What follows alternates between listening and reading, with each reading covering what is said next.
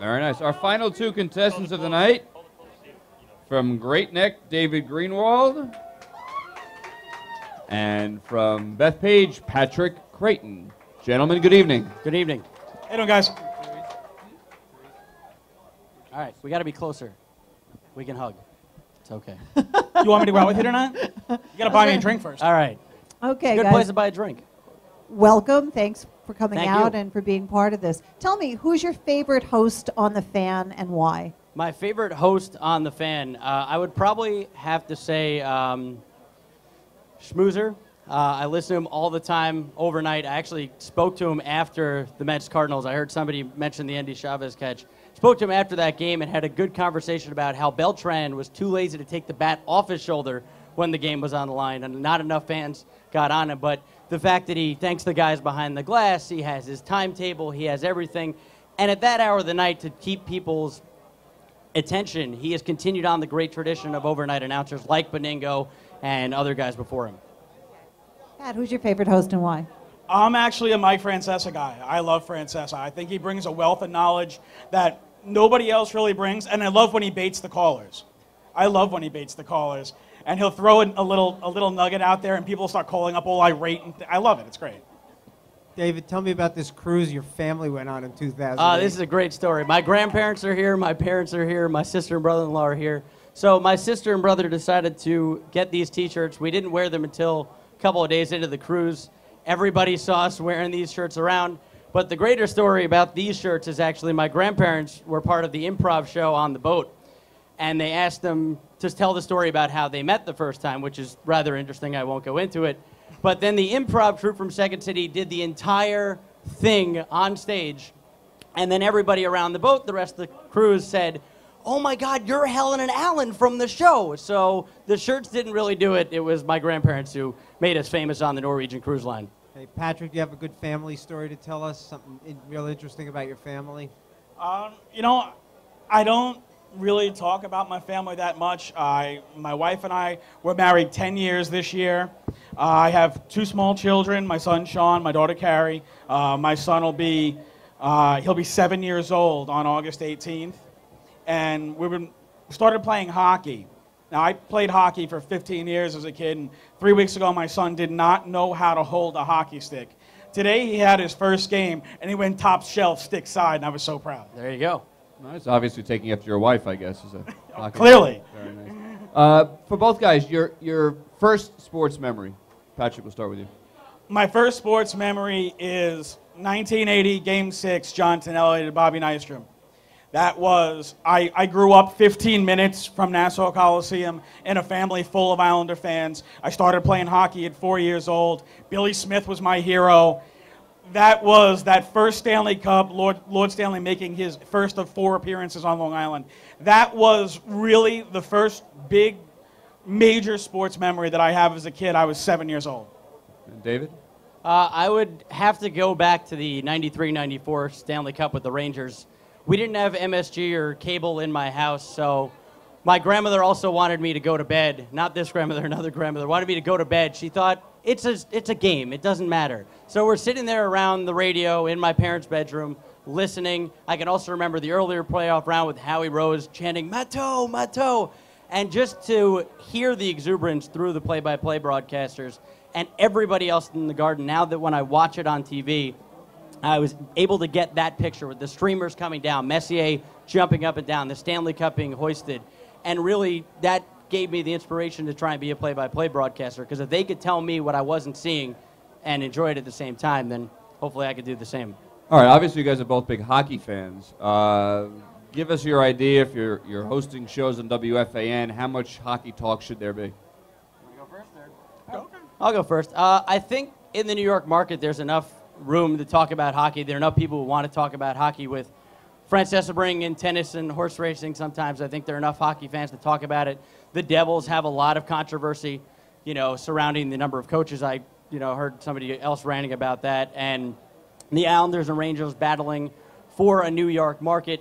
And with this many teams in this market, I think you can at least allot, half an hour to the sports fans. And if they can put in a good argument that somebody else isn't making with the fans, then I think it's worthwhile. You're giving credit to every other sport out there. Why not give it for those three teams. All right, Patrick? I think you can get, during the season, 10, 15% of your show to be hockey, and when you get into the playoffs, 25%. It's going to be a lot more if there's no NBA. Right. So there's going to be, hopefully there'll be a lot of hockey. I mean, I'm a big hockey guy. A lot of my friends are hockey guys. They're always talking about, hey, nobody ever talks hockey on the Fan. Well, you'll have one guy. All right, I think it's monologue time. Everybody ready for that? David, you're up first. All right. 2 minutes on the clock. Let's hear from you. All right. For all Yankee fans, if they don't win a World Series, the season's basically a failure. 2011 season's already been marred by several things that the 28th championship would soon make us forget. But if the Yankees don't win in 2011, these are a couple of things I think that'll leave a bitter taste on Yankee fans' mouths. First of all, there's a changing of the guard going on in the Bronx. You have the core four basically being broken up. Pettit retires in the offseason. Jorge Posada out from behind home plate. Derek Jeter, big contract in the offseason, and who knows if he'll get that much playing time now with the DL stint already this year. And then you have Mariano, who's 41, not getting any younger, trying to chase down Trevor Hoffman's all-time saves record.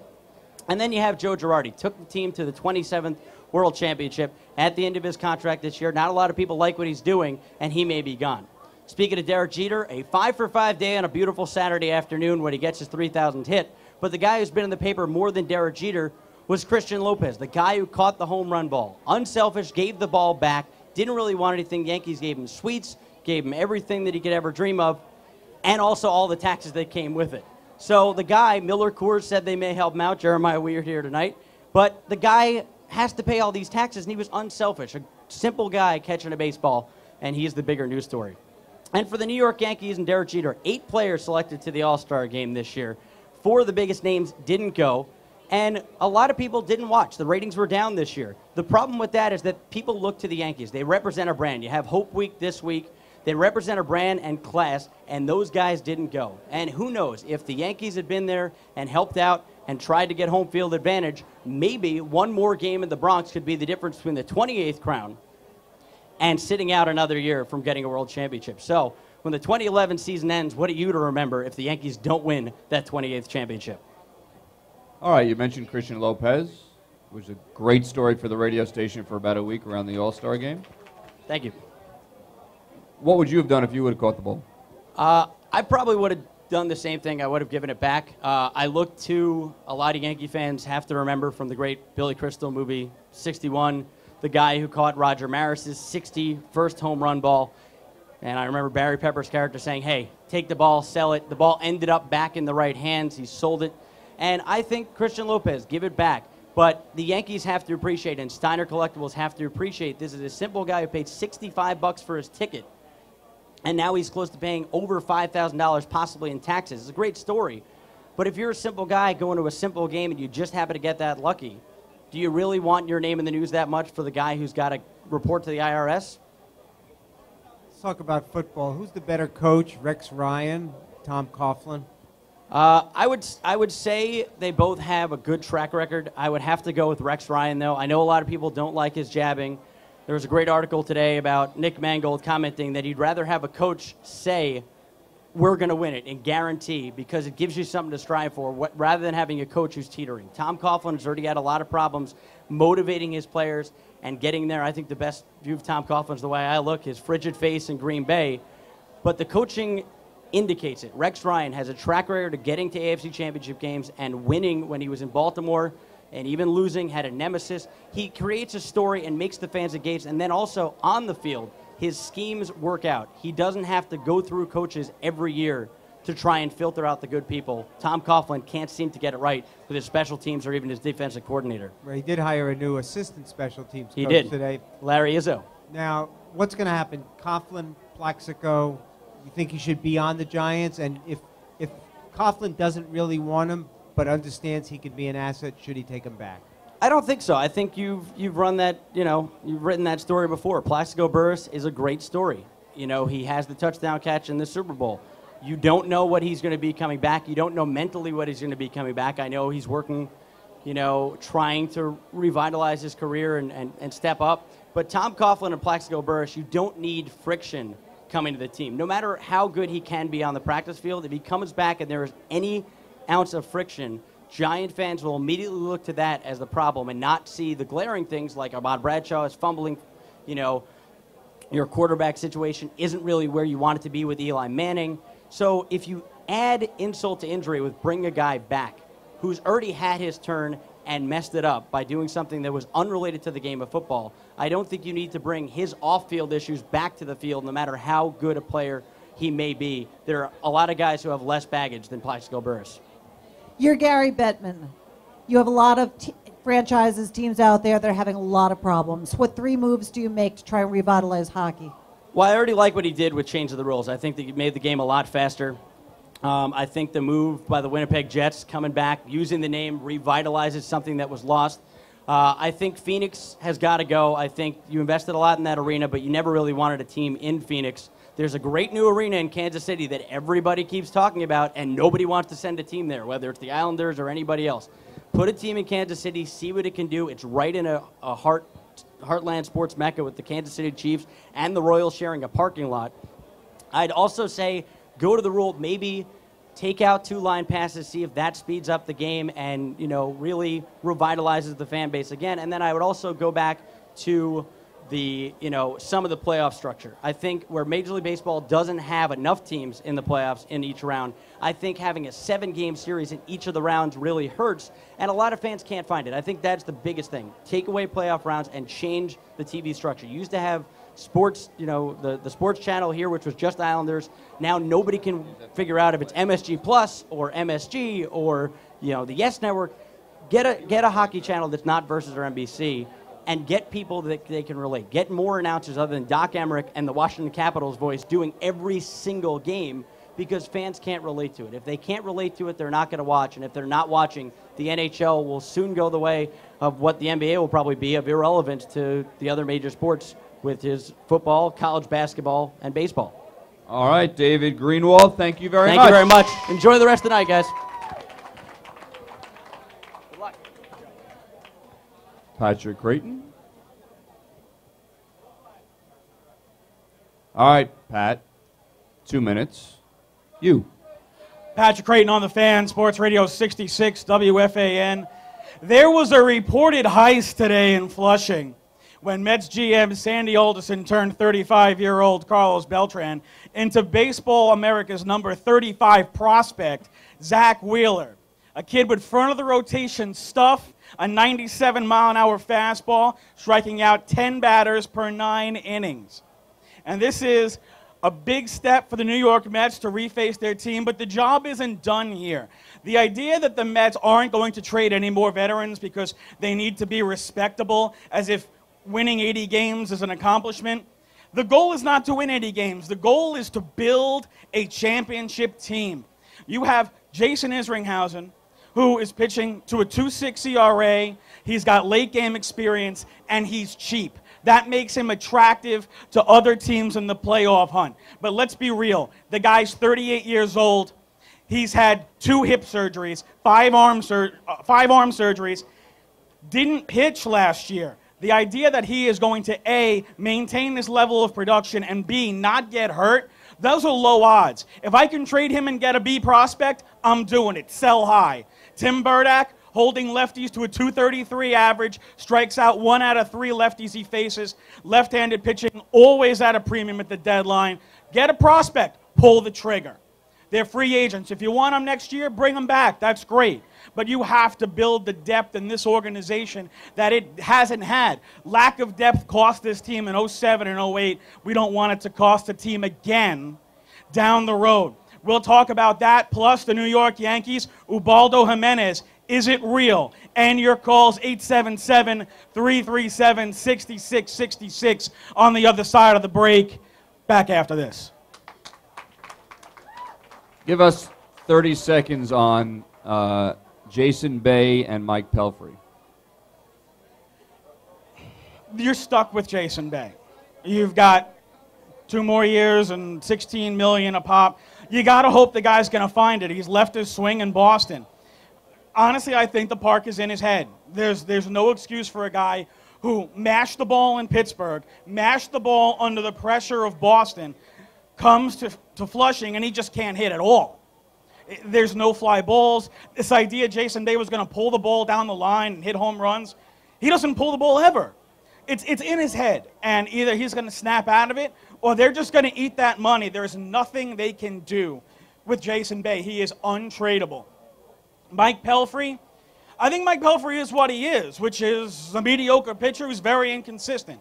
I don't think he's ever going to be better than what we see. He's going to give you games where he looks great. He's going to give you games where he drives you nuts, and he's giving up 8 runs in the second inning, and he's licking his hand, and he's walking around the mound, and you're hoping that he's actually here. If you can get somebody to give you something for Mike Pelfrey, I would take it. Because Mike Pelfrey is pretty much, this is it.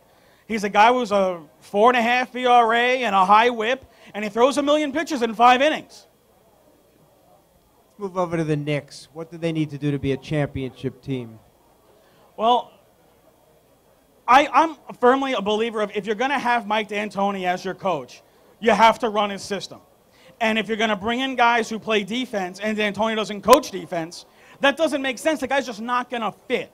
So to me, the best thing the Knicks can do is load up with shooters to free up the inside for Amare, free up the inside for Carmelo so they're not constantly facing double and triple teams, and get these guys the ability to make plays. Carmelo and Amare are your playmakers. They need the ball. But you saw once Amare came out in the Boston series, Carmelo's facing triple teams every time he touches the ball because they didn't have anybody left who could shoot. They have to be able to spread the floor.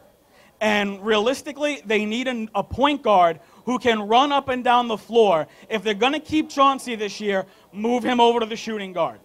He's slowed down from his years in Detroit. His assists per game continue to go down, but his shooting percentage and his three-point percentage continue to go up. Let Mr. Big Shot take shots instead of handling the ball, and let another guy handle pushing the ball and distributing the ball. Is this the Jets' year? If they can get someone to rush the passer, then it could be their year. Last year, Revis, you got as much as you could get if you're a Jet fan out of Antonio Cromartie. He played as well as anyone could have expected. But their defense still couldn't cover a guy in the slot, and they could not rush the passer for their lives. And ultimately, they fell just short of getting to a Super Bowl again. You can cover the fact that you can't cover a slot receiver if you can get pressure on the quarterback so that he doesn't have time to make those reads and checkdowns. If you have Revis on one side, whether you have Cromartie or Asamoah or another terrific corner on the other side, the quarterback has to get to that third read. If he's on his back, he can't make it. So you can make up for the fact you don't have a third corner with a pass rush. They need a pass rusher. If they can fix that deficiency in their defense, yeah, it could be their year. All right, Patrick Creighton, thank you very much. And that will conclude Fantasy Phenom for tonight. We'd like to thank our hosts here at Miller's Ale House. Thank you very much. Partners in sound for the audio. Thank you, guys. The promotions department at WFAN for their assistance. For Tracy and Mark, I'm Eric. Thank you very much. We'll see you next Tuesday night in Jersey City, I believe. Much closer to Mark's house. It will not take us 2+ hours to get there. Thank you very much. Have a good night, everybody.